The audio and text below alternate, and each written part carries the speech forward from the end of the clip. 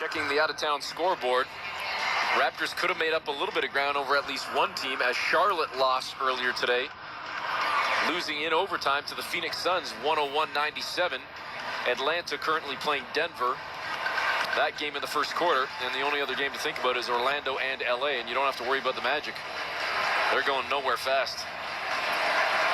Puzzling moves made by Orlando on deadline day. Totally Very agree. puzzling. Driving on the near side, Fred VanVleet puts it on a tray, scoops it up and in. Raptors down 3, 22.6 to play. Going to pressure and probably look for a trap and then a turnover. They There's get it in a quickly trap. to Lillard. Lillard to McCollum. McCollum cross court to Powell. Powell again fouled by Pascal Siakam, and Norm's going to go back to the line. Okay. The good thing is, you fouled the same guy who just missed free throws. Yep. And you've put the pressure back on him.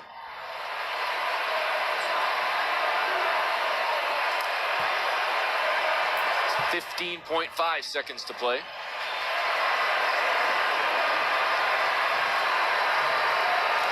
First free throw is in for Norm Powell. If I'm reading correctly as well, the Raptors do not have any timeouts remaining Correct.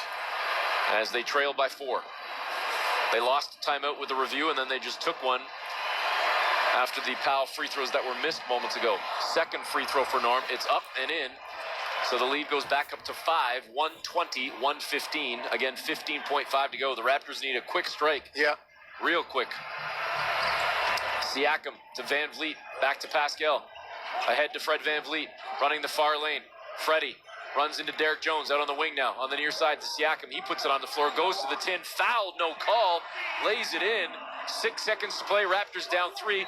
VanVleet nearly stole the inbound, but he was standing on the baseline when he touched the ball. Wow.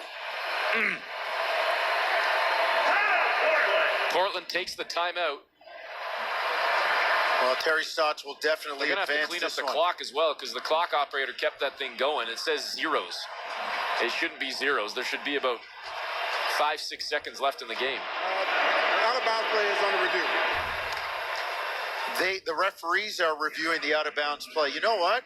Van Vliet, again, I'll bring the word back, Eric, that we used in the first half with his own proprioception, knowing that he caught the ball mid-air and knew that he was going to land out of bounds. I think he threw it back in before he hit the ground, which would mean an inadvertent whistle and a jump ball. I'd love to see that again.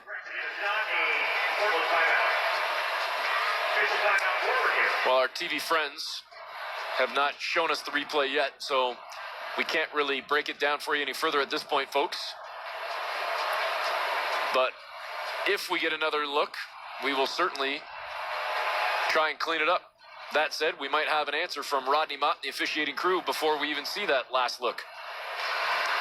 Again, the clock is still showing 0, so they've got to clean that up too. I'm getting the wide look right now. Mott is still on the headset, still looking at the review.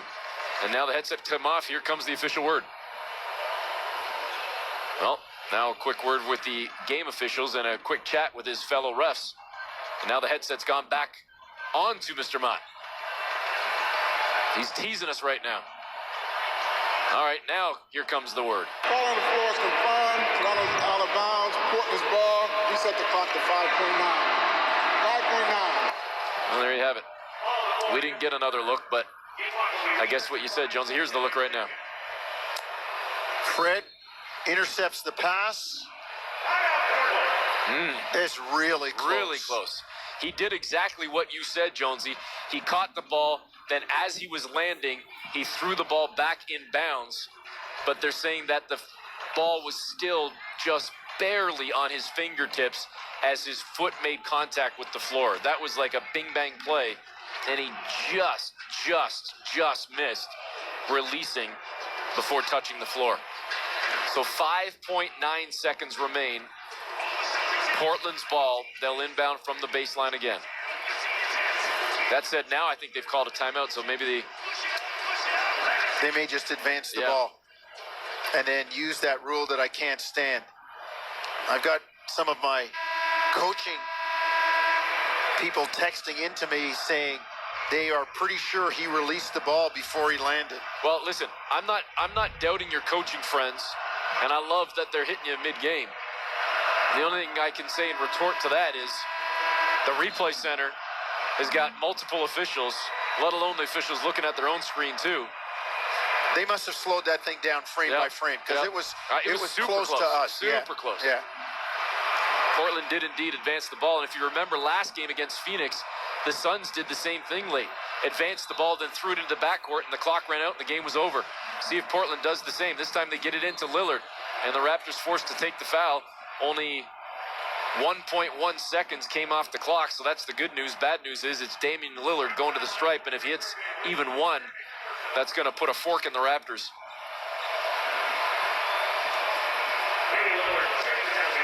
This game is looking like it could chalk up to yet another on a long, long list, a big pile of woulda, coulda, shouldas for the Raptors this season. First free throw is good. It's a 4-point lead for Portland with 4.8 to go. Well, you can chalk this one up to the third quarter, Eric. Oh, yeah, no doubt. 10 points. Where they scored only 10 points, and the shooting was abysmal. Second free throw goes for Lillard. 5-point lead. Van Vliet getting it into Siakam. Back to Freddie. Freddie tried to advance it across center. Norm Powell jumping in, looking for the steal, is caught up in a screen, falls to the floor, but he deflected the ball. It goes out of bounds. Only 0.9 remains. So unless you somehow have a 5-point play in your pocket, the Raptors are going to lose. Third quarter, Eric. Raptors go 4 of 22.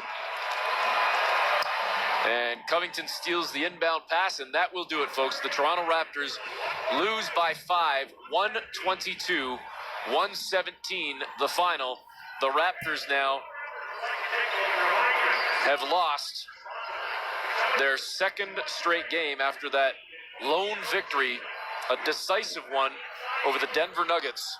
Toronto loses to Phoenix, and they lose to Portland, and the Raptors have only 2 games remaining in March to try and get back in the win column with only 1 win this entire month. We'll take the break, come back, get set to wrap it up as the Raptors lose by 5 on Toronto Raptors basketball, brought to you by Tangerine on the Sportsnet Radio Network.